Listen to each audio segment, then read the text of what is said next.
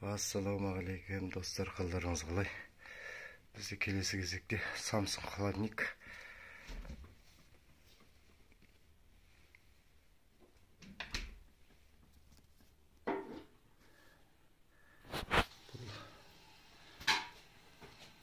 Мынау радиатор ішінде болады, бұлардың корпусын сол тесілгенде компрессорды жандырып жіберген.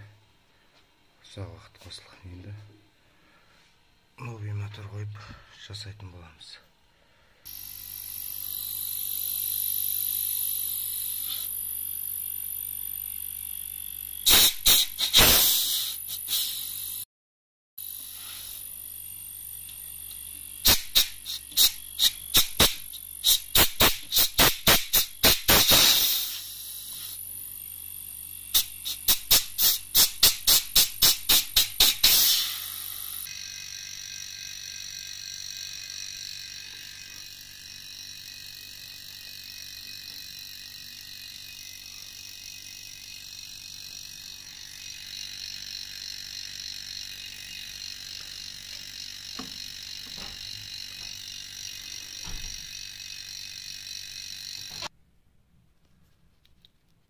Бұйыртса бәрін орнатып тексеріп болдық, ешқандай тесік жоқ.